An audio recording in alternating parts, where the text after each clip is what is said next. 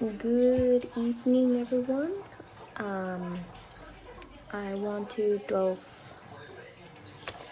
Not even close.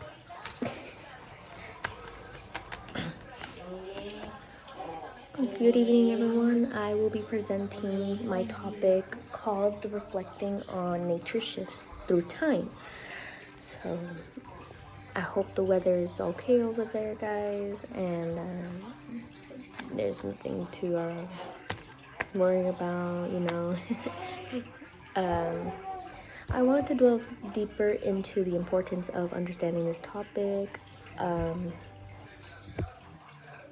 especially in relation to weather conditions, global warming, and climate changes. Despite our best efforts to anticipate and prepare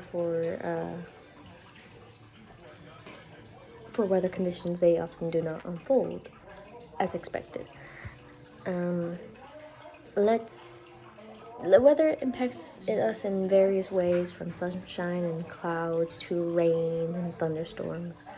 Let's start by discussing some familiar concepts such as weather forecasts. I want to share a video about the current weather. So here. Oh, it's 57 degrees in Mary Jane Falls, Nevada. That's right. And then I heard it was going to be 56 degrees in Stoner, Colorado. That's right. But my favorite is when it's nice, hot, and misty outside. 84 degrees in Blunt, South Dakota. Sliding on down to this area right here, above the average highs. 70 degrees in Roach, Missouri. You understand me? And over here, I love, we stayed lucky in Kentucky. It's going to be 60 as we blaze in Blaze, Kentucky. So our next one will also be a weather forecaster. The first one was just by Snoop Dogg. It was just a funny way of representing the news reporters would do. But this one is more of a professional one, so here we are.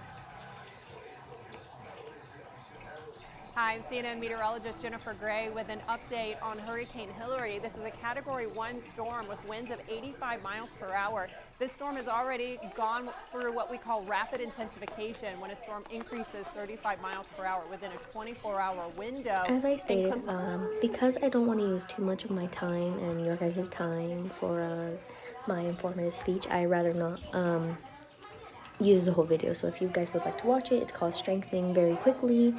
Hurricane Hillary, and it's on CNN. I love that source of weather outcome, mainly because in high school for my junior year, I believe, or senior year, my history teacher used to use that a lot, so I love it a lot.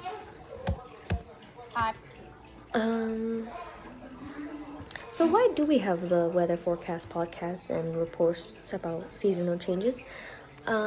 It's basically just to be updated, not to be out of the loop about any critical or hazardous weather conditions, climate change, the seasonal changes.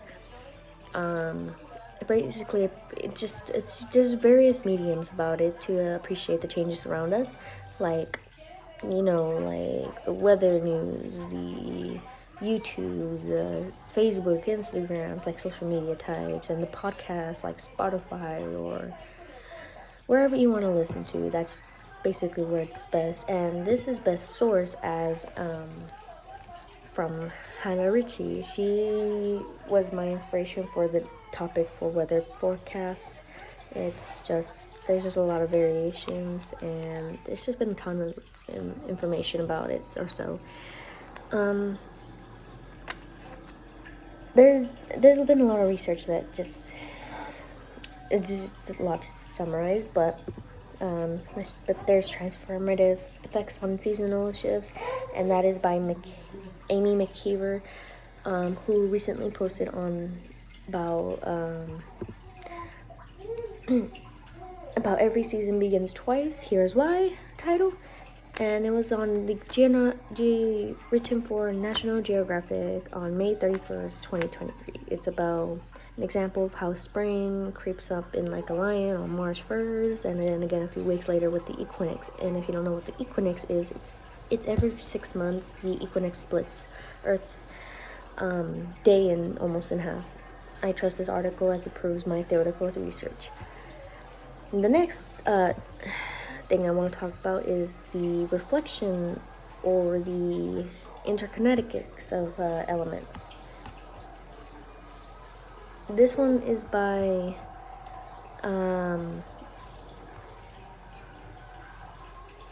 the Spring, Silver Spring. This section was from 2 articles, obviously, from the Oceanic, National Oceanics and the National Weather Service. They both provided great concepts of how seasonal changes in the dynamics and source. And then another one by a student who talks about going into the energy dynamics and ecosystems also went on tutor research case.